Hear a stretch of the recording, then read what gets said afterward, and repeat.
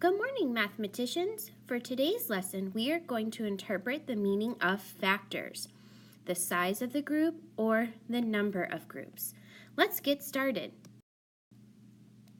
Let's review what we have done so far.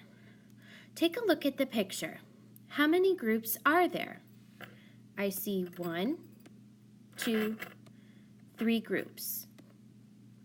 How many stars are in each group? I see 1, 2, 3, 4, 5 in this group, and 1, 2, 3, 4, 5 in the second group, and 1, 2, 3, 4, 5 in the third group.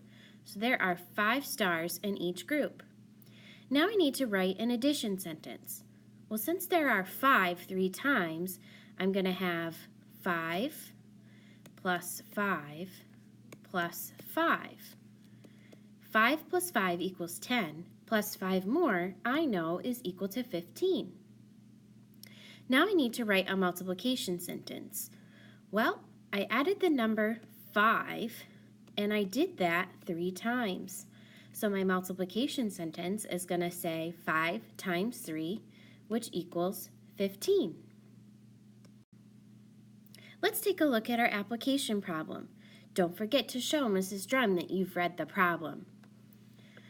Robbie sees that a carton of eggs shows an array with 2 rows of 6 eggs. What is the total number of eggs in the carton? Use the RDW process to show your solution. So if I take a look back at the first sentence, it says that there is an array with 2 rows. So I'm going to start my array. There are 6 eggs in each row.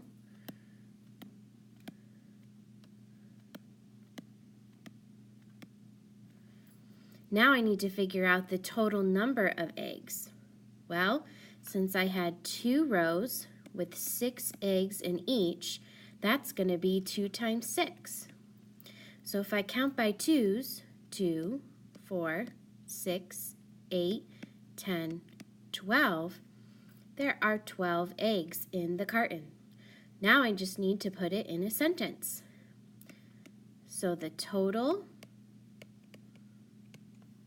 number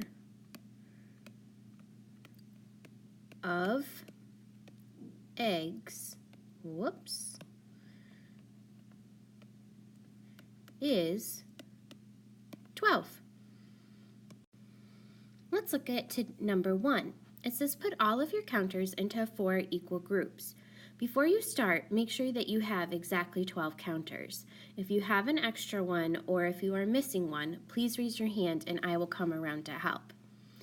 Then it says to draw a matching picture below. Go ahead and pause the video while you work and replay when you are ready. So it says to put your counters into 4 equal groups.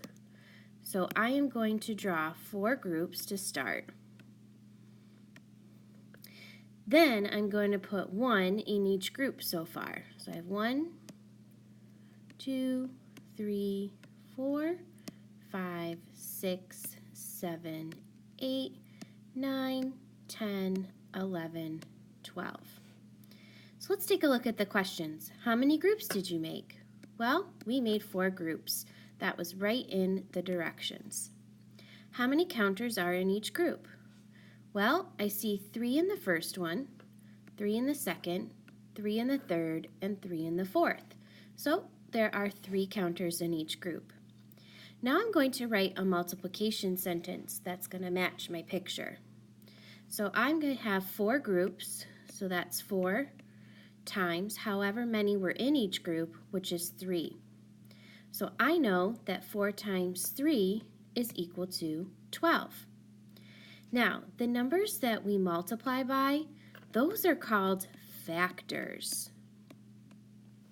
So let's write that on the line. Now, the first number that we have in our multiplication sentence is the number of groups. The second factor that we have is considered the size of the groups. And if you ever get confused, just take a look at the chart at the front of the room to help you. Let's look at the last one. It says to draw a number bond below using your multiplication sentence. So at the top of my number bond, I'm going to have my total, which is going to be 12. Then I'm going to represent how many were in each group. So I had 3, and there were a total of 4 groups. So I'm going to draw 3 in my number bond 4 times. Let's take a look at number 2. It says to draw a picture and a number bond below that represents 5 times 3. Let's take a look at the second one. It says to draw a picture and a number bond below that represents 5 times 3, which equals 15. So you could draw an array if you would like, or you can draw groups if you would like as well. So if we take a look at the first factor, we remember that that is the number of groups. So I am going to draw 5 groups. And then the second factor is the size of the group, or however many are in each group. So I'm going to put 3 in each group. Now, my number bond, before I do that, I need to figure out how many are there all together. So here's 3, and then 3 more, and 3 more, and 3 more, and 3 more. So that is going to be 15 total. So my number bond at the top will be 15, and then I have 3 in each group. So I'm going to write 3 in my number bond 5 times. Let's take a look at our problem set today. Let's look at number 1. It says there are 5 flowers in each bunch. How many flowers are in 4 bunches? Let's look at letter A. The number of groups, there's 1, 2, 3, 4. 4 groups. The size of each group, they said that in the directions. There were 5 flowers in each bunch, so that's going to be 5. 4 times 5, well, I can count by 5s. So 5, 10, 15, 20. That equals 20. So there are 20 flowers all together. Let's take a look at number 2. There are blank candies in each box. How many candies are in 6 boxes? So go ahead and solve this one on your own. Pause the video while you work and replay when you are ready. So if I take a look at the picture, I see 1, 2, 3 candies in each box. Take a look at the letter A. Number of groups, size of group. Then look at B. We need to fill in the multiplication sentence, and then for letter C, we need to figure out how many candies there are altogether. Go ahead and try this on your own. Pause the video while you work and replay when you are ready. If I look at letter A, I see that there are 6 groups. The size of each group is 3. My multiplication sentence will say 6 times 3 equals 18. So there are 18 candies all together. Let's take a look at number 3. It says there are 4 oranges in each row. How many oranges are there in blank rows? For letter A, they want you to figure out the number of rows, the size of each row. For letter B, they want you to fill in the multiplication sentence. And for finally, for letter C, they would like you to find how many oranges there are altogether. Go ahead and solve the entire problem. Pause the video while you work and replay when you are ready. So it says that there are 4 oranges in each row. How many oranges are there in blank rows? So remember, rows are what you sit in at the movie theater. So there's 1 row, 2 row, 3 rows. There are 3 rows. So the number of rows is 3. The size of each row was mentioned in our directions, and that was 4 oranges. So if I take a look at my sentence, the first factor is going to be the number of rows. The second factor is going to be the size of each row. And my product is going to be 3 times 4, which equals 12. There are 12 oranges altogether.